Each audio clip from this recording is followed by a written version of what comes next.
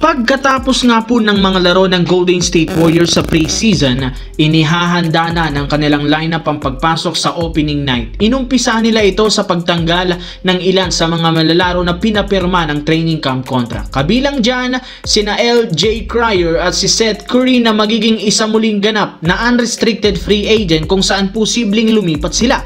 Subalit ayon sa isang insider, kung sakaling walang kumuha kay Cryer bago magumpisa ang regular season, inaasahan na mananatili ito sa prangkisa at maglalaro sa Santa Cruz Warriors. Habang kay Seth Curry, matetenga muna nga ito ng ilang linggo sa free agency bago siya pabalikin ng Warriors sa lineup sa katapusan ng Nobyembre, since kulang sila ngayon sa cap space. Kaya mukhang kahit man ini-waive nila ang dalawang player na ito, mananatili pa rin sila sa prangkisa ng Golden State Warriors ngayong season. Sa kabilang banda, simula nga po nang i-anunsyo ni Coach JJ Redick na si Gabe Vincent ang kanilang ipapalit sa inaiwang pwesto ni LeBron James sa Los Angeles Lakers, marami sa kanilang mga fans ang nagreklamo dahil paggamit na naman sila ngayon ng small ball at starting lineup yan na siyang posibleng maging kahinaan ng team.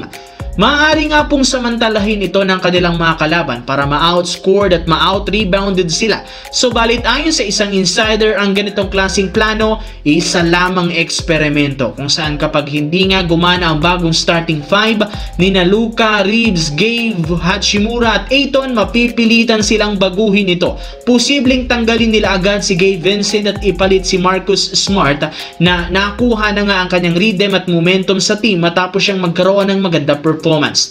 Napatunayan nito, kaya niyang mag-ambag sa koponan sa rebounding, scoring, shooting at depensa sa kanyang ginagawang hustle plays. Kaya deserve niyang mapabilang sa starting lineup once natanggalin dito si Gabe Vincent sa mga susunod nilang laro. Sa kabilang banda, simula nga po nang ma-trade si Michael Porter Jr. sa Brooklyn Nets nitong nagdaang off-season, marami ang nagsabi na maipapakita nito ang kanyang tunay na laro. Hindi kagaya sa Nuggets, mas makakabuelo nga siya dito nang walang kumukontra at mukhang napapantayan rin naman ito ang expectation ng mga analyst at fans matapos siyang magtala agad sa Brooklyn Nets sa preseason ng 18 points at 5.8 rebounds sa kanyang 56% shooting at 50% naman sa long range.